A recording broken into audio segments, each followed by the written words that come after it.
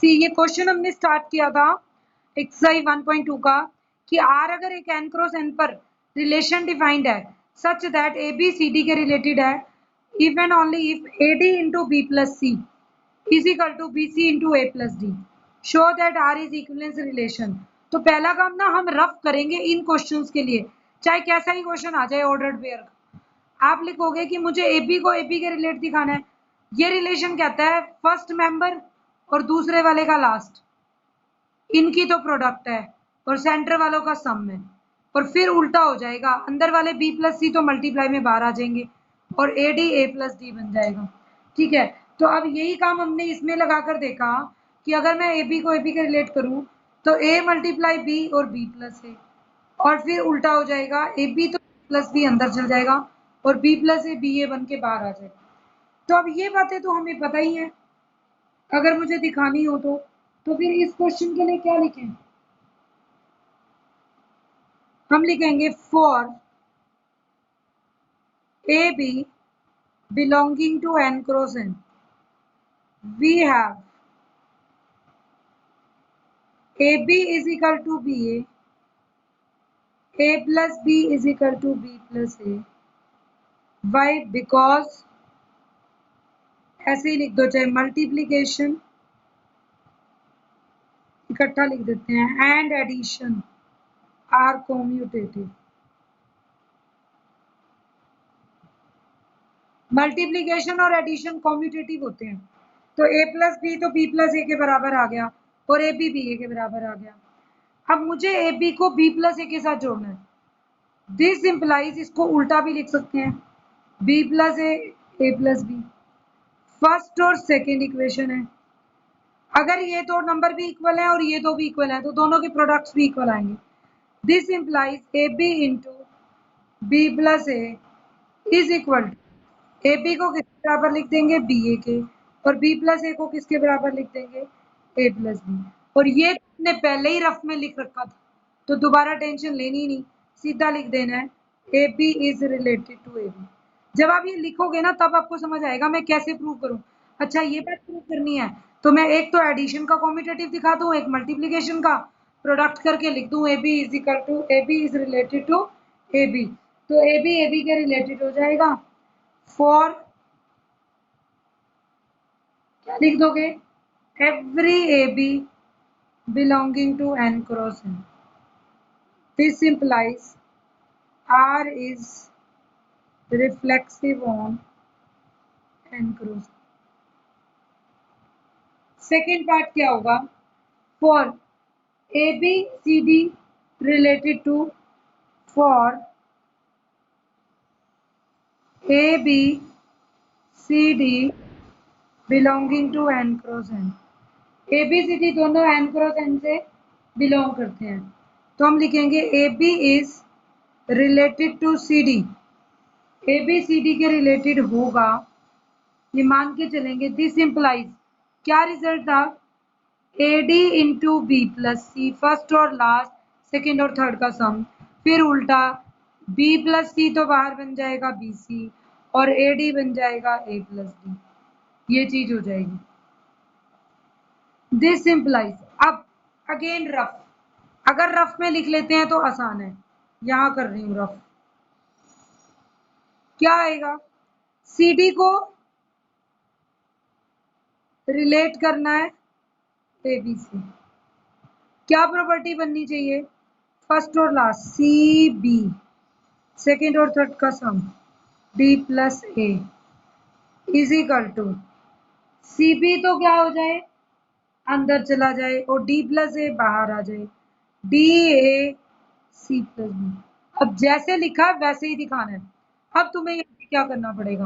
पहली बात, ए plus D और बी सी यहाँ है तो एक्स अगर वाई के बराबर है तो वाई भी एक्स के इक्वल होता है, तो B C A plus D को ए डी बी प्लस सी लिख सकते हैं।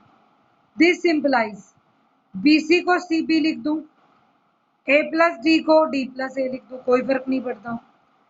ए डी को डी ए लिख दूं, कोई फर्क नहीं पड़ता। बी सी को सी प्लस बी लिख दूं।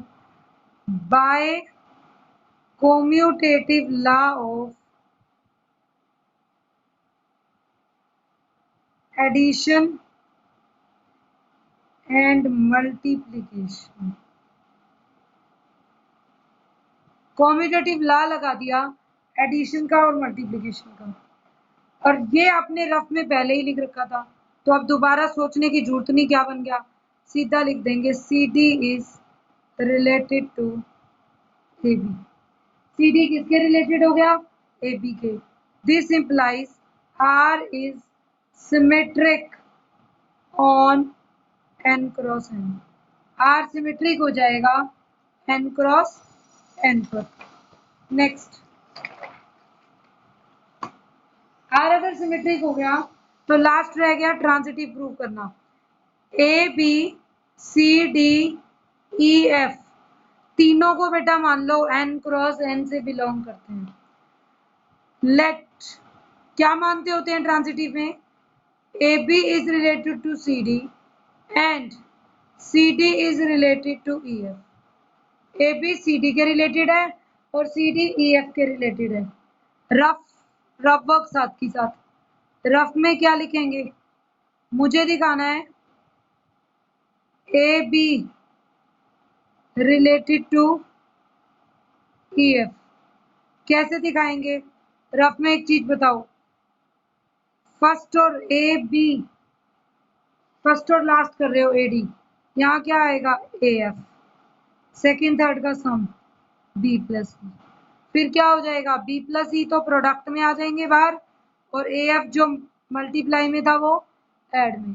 तो मुझे ए एफ बी ई का रिजल्ट दिखा रहा है। इस क्वेश्चन को ध्यान से करेंगे। इसको शो करने के लिए पहले लिखिए, अगर ये रिलेटेड हो तो A D B plus C is equal to B C A plus D and similarly C F first और लास्ट डी प्लस ई, और फिर क्या आ जाएगा डी ई बाहर सी प्लस एफ। रिलेशन ढूंढ रखा हो तो समझ आ रखा हो तो हम जल्दी कर लेते हैं। अब एक काम करें, अगर मुझे वैल्यू फाइंड आउट करनी है तो पहले वाले क्वेश्चन में तो हमने कर ली थी क्योंकि सिर्फ सम था, या प्रोडक्ट भी है सम भी है। कुछ ऐसा कर दो कि एक सेम मेंबर सेम में हो जाए। इट मींस नेक्स्ट स्टेप में लिख सकते हैं this implies B plus C के तो नीचे बी सी ले आऊं is equal to A plus D by A D and D plus E के डिनोमिनेटर में तो D E, C plus F के डिनोमिनेटर में C F. This implies B cancel हो जाएगा, 1 by C plus 1 by B, 1 by D plus 1 by A and 1 by E plus 1 by D, 1 by F plus 1 by C. ये result ऐसे बना लिया। काम मुझे ए एफ बी ई में ही करना है, तो मैं क्या करूं, यहां से 1 बाई डी की वैल्यू निकालनी, 1 by F plus 1 by C minus 1 by. This implies 1 by C plus 1 by B is equal to 1 by D कितना हो गया, 1 by F plus 1 by C minus 1 plus 1 by A. और जब value इसको 1 ले लो, इसको 2 ले लो, यूजिंग 2 इन 1, 2 को 1 में यूज कर लिया। क्या कैंसिल हो गया, 1 बाई सी, डी वैसे ही एलिमिनेट हो गया था, 1 बाई बी माइनस वाला ई इधर आकर plus 1 by 1 by F plus 1 by आ गया ए एफ बी ई में। ले लो LCM, B E by B plus E, A plus F by A F. This implies cross multiply A F multiply B plus E, B E multiply A plus F. ये चीज prove हो गई। हम कह देंगे this implies A B is, rough में लिख ही रखा है, related to E F. This implies R is transitive on N cross N. ये आपको प्रूव दैट करना था।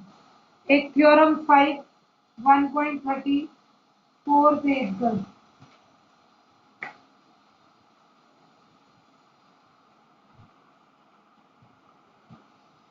1.34। यश 1.34 पेज पर तो थ्योरम नहीं है।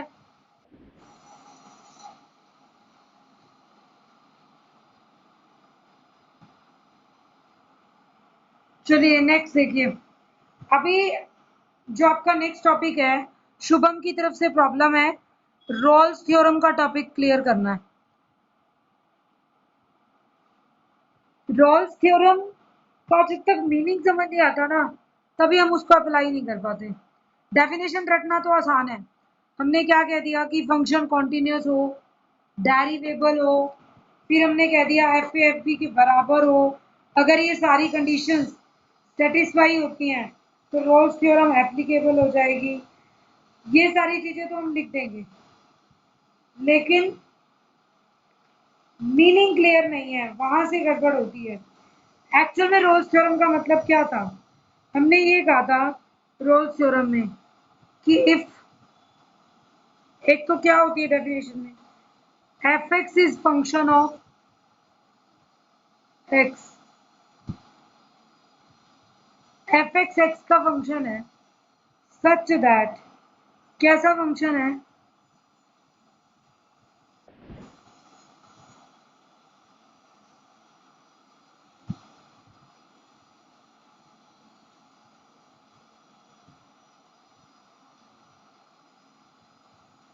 एक तो ये कॉन्टिन्यूस हो, क्लोज। दूसरा डेरिवेबल हो, ओपन पर।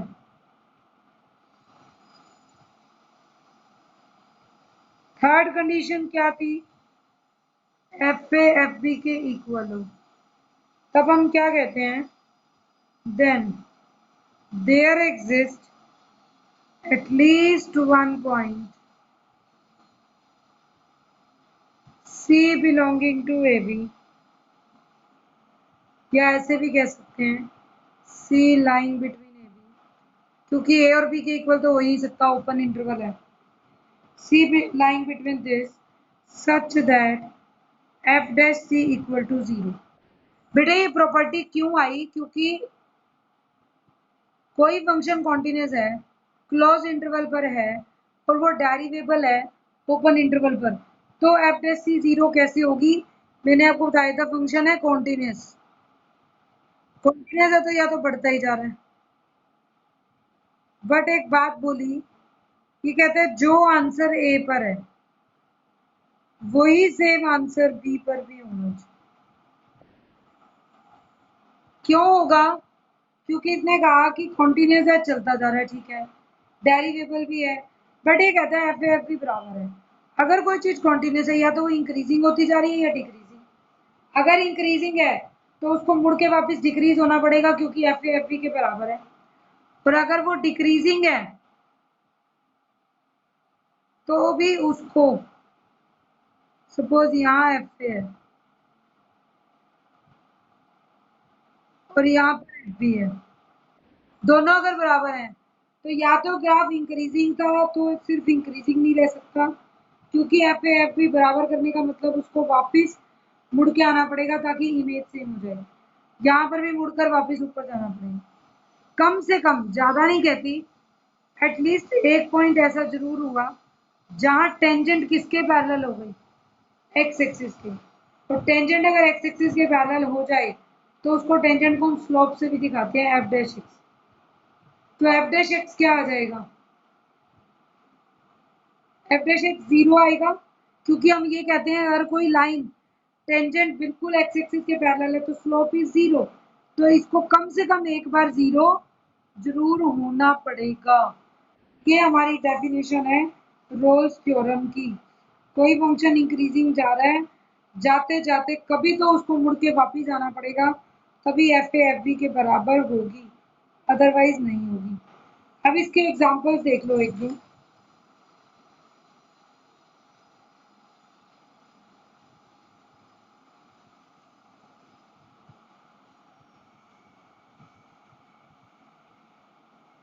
वेरीफाई रोल्स थ्योरम फॉर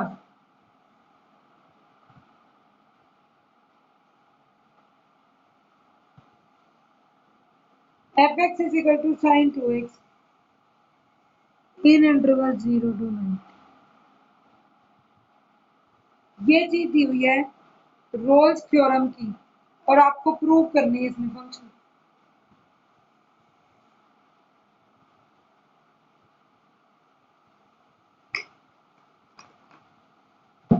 कैसे प्रूव करेंगे बेटा? फंक्शन गिवन है, फर्स्ट लिखोगे sine function is continuous everywhere.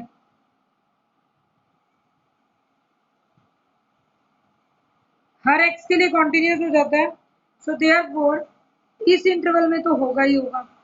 CTS लिख रही हूँ शॉर्ट फॉर्म में, continuous in 0 to pi by. Second, F dash x निकालिए, साइन 2x का डेरिवेटिव 2 cos 2x। ये डेरिवेटिव अगर फाइनाइट है, रियल है, डेफिनेट है,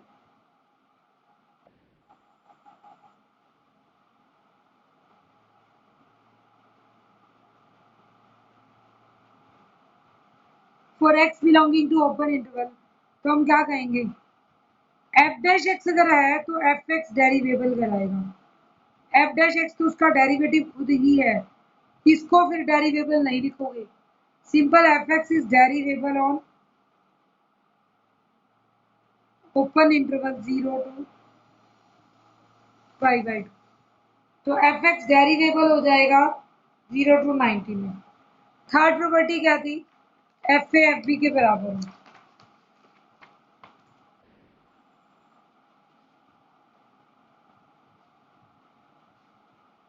F0 is sin 2 into 0।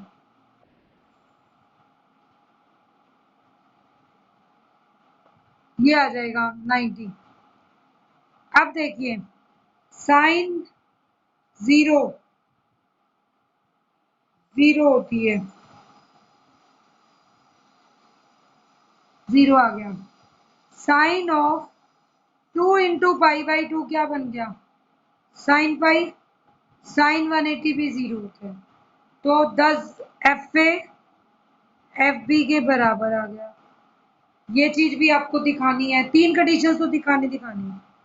अब लिखेंगे 10 all conditions of Rolle's theorem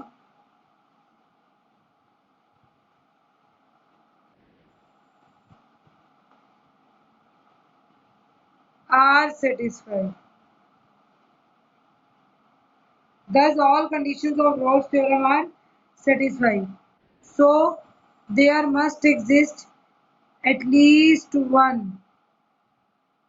C belonging to AB. AB कौन है आपके यहाँ पे? 0 to pi by 2, such that अगर कोई भी C होगा such that f dash C equal to 0. This implies, what is f dash C? 2 cos 2C is equal to 0. This implies cos 2C equal to 0. Cos of 2C is equal to cos of 2 pi by 2। हमने कहा cos 2C और cos 0 कब आएगा? cos 90 पर। तो हमारे पास 2C 90 के C is equal to 40। C बन गया 45, और जब C की वैल्यू 45 आ गई तो अब हमारे पास आंसर क्या होगा? ये वेरीफाई करना होता है क्या ये 45 जिस इंटरवल से C बिलोंग कर रहा था ओपन इंटरवल से, उससे बिलोंग करता ही नहीं करता, करता है तो hence Rolle's theorem is verified.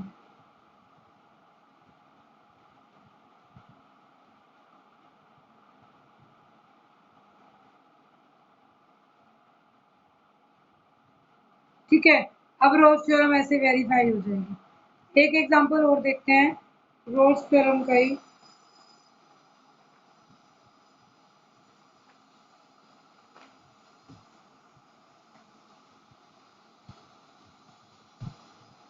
verify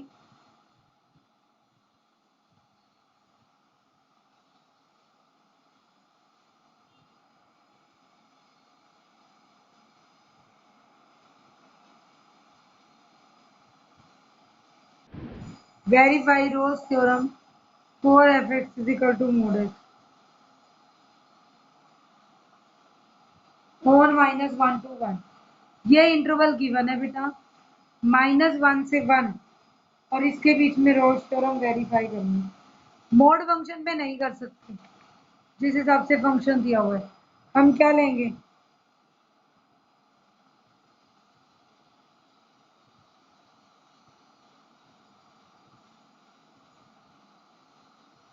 -1 से 0 में नेगेटिव आएगा और 0 to 1 में पॉजिटिव आएगा।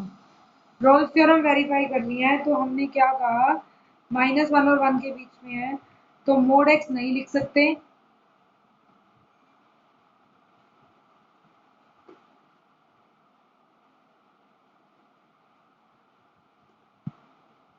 मोड एक्स की जगह पे क्या लिखेंगे, -x और +x। अब मोड की वैल्यू क्या होती है, माइनस होती है जब नेगेटिव हो, तो -1 से 0 में तो x नेगेटिव होगा, पर 0 से 1 में x पॉजिटिव होगा। तो पहले हमने इसी को ब्रेक कर दिया। अब लिखेंगे आप solution,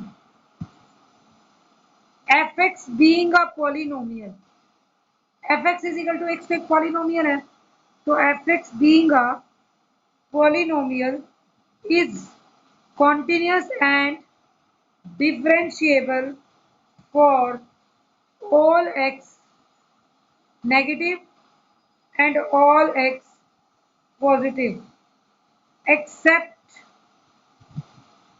at x equal to 0 we will check possibility।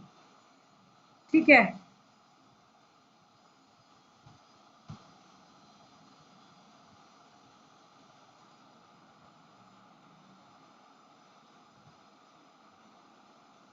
हमने ये मान लिया कि मे भी पॉसिबल हो x 0 पर कॉन्टिन्यूस है या नहीं। तो अब आप क्या करेंगे, पहले लेफ्ट हैंड लिमिट निकाल लो, कॉन्टिन्यूटी एट x 0 चेक करें, limit x tends to 0 negative, 0 negative है तो फंक्शन -x है, limit h tends to 0 minus x की जगह 0 minus h, limit h tends to 0 minus minus plus h। ठीक है, that is equal to 0, limit x tends to 0 positive 6, limit h tends to 0, ये h आ गया, plus का ही है, 0 डालेंगे तो आंसर 0 ही आएगा। इट मीन्स लेफ्ट हैंड और f0 भी 0 आएगा, तो LHL RHL and f0 are same, so fx is continuous everywhere at x0। अब कॉन्टिन्यूटी तो हो गई, डिफरेंशिएबिलिटी भी चेक करेंगे। अगर मोड का क्वेश्चन आता है तो आप उसको सेपरेट करेंगे दो इंटरवल्स में, पॉजिटिव नेगेटिव देखकर। हो सकता है सारे इंटरवल, मान लो इंटरवल होता 2 to 3 तो पॉजिटिव ही लिख देते और एक ही आता। अब यहाँ पर पॉजिटिव नेगेटिव की बात हो गई। नेक्स्ट आप क्या लिखेंगे,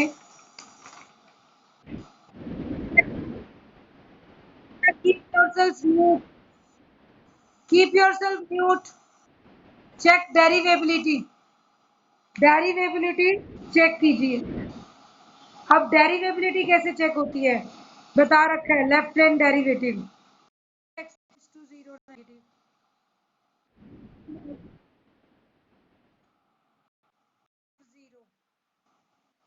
by fx minus f0 by x minus 0, 0 negative पे fx क्या है, -x, f0 की वैल्यू क्या है, -0, x minus 0, limit x tends to 0 negative, 0 खत्म ही हो जाएगा, -x by limit x tends to 0 negative. अब अगर x tends to 0 negative, x to x कट गया, -1, limit x tends to 0 negative -1, limit है ही नहीं तो अप्लाई किस पे होगी, -1 right hand derivative. Limit x tends to 0 positive.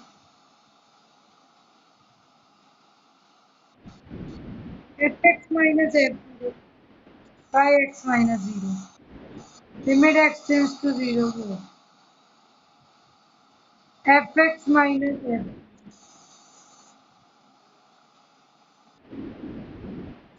by x minus 0. 0 positive हो तो फंक्शन की वैल्यू क्या थी? पॉजिटिव एक्स, नीचे भी पॉजिटिव एक्स, कट के कैंसिल। न्यूमरेटर में दोबारा से 1 इंटू 1 ही रह जाएगा। लिमिट एक्स 1 पर ही पुट करनी है। बेटा कीप्स योर सेल्फ म्यूट। किसके फोन से आवाज आ रही है? 1 पर कोई लिमिट लगेगी नहीं, आंसर 1 ही आ जाएगा। अब देखिए left hand derivative is -1 not equal to right hand derivative equal to 1. Left hand derivative right के बराबर नहीं है तो रोल्स थ्योरम लगेगी नहीं। हम कहेंगे F X is not able at x equal to 0 belonging to -1, 1। ये आपकी रोल्स थ्योरम है जिसे आपको वेरीफाई करके दिखाना है। शुभम कर पाओगे बेटा?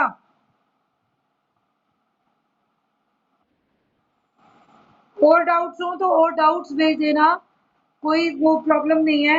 ये लिंक अभी 5-7 मिनट का हो रहा है तो मैं आपको एक रोल्स का और करा देती हूँ। उसके बाद क्लास 12 बजे लगेगी और 11 से 12 के बीच में खाली नहीं बैठोगे, डाउट्स ढूंढ कर लिख कर भेजोगे। एक क्वेश्चन का और देखिए, एट व्हाट पॉइंट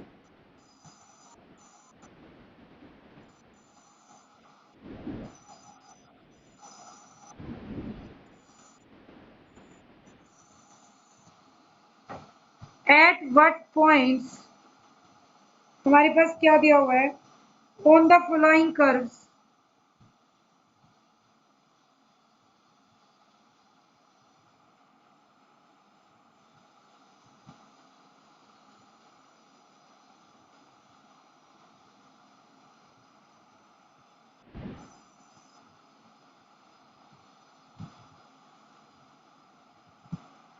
ये कह रहे हैं किस पॉइंट पर, जो फॉलोइंग कर्व दूंगी तुम्हें अभी, tangent is parallel to X axis और कर्व दिया हुआ है y is equal to X square on -2, 2।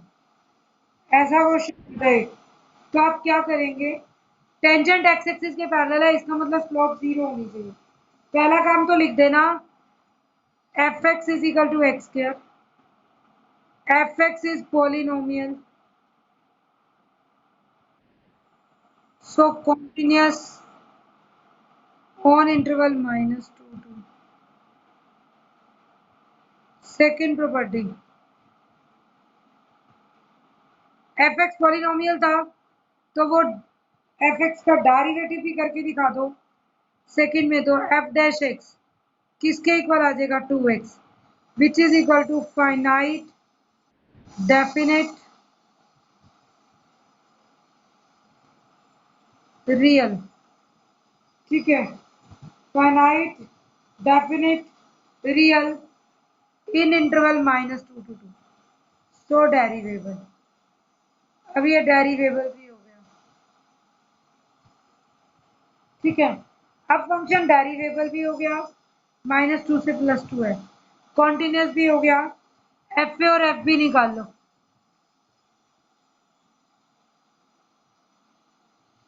F A point मतलब -2, तो F of -2 and F of +2। F of -2 का स्क्वायर 4 +2 का स्क्वायर 4, दोनों इक्वल आ जाएं अगर F A is equal to F B तो आप क्या कहते थे? There exist at least one C such that f dash c is equal to 0. This implies 2c 0. This implies c is 0. अब आपका c क्या आ गया? 0। तो अब पॉइंट क्या होगा जहां पर x ये पैरेलल होगी? 10 टेंजेंट कहाँ पैरेलल होगी? it is parallel at x0 y0, that is at origin. x भी 0 y भी 0 और ये क्या आ जाएगा एट ओरिजिन। ठीक है, सेकेंड पॉइंट में पूछा हुआ है cos x माइनस 1, सेम करेंगे, cos x को कॉन्टिन्यूस लिख देंगे, फिर डेरिवेबल लिख देंगे। cos x माइनस 1 का डेरिवेटिव माइनस साइन x आएगा, वो रियल और डेरिवेबल हो जाएगा। f0 f1 भी बराबर आएंगे। सारा क्वेश्चन ठीक है, लेकिन अगर फंक्शन cos x माइनस 1 है तो इसका f डैश x क्या होगा, माइनस साइन एक्स। माइनस 1 तो आना ही नहीं। ठीक है, माइनस साइन एक्स किस में एग्जिस्ट करता है, for all interval 0 to 2 pi, exist in 0 to 2 pi.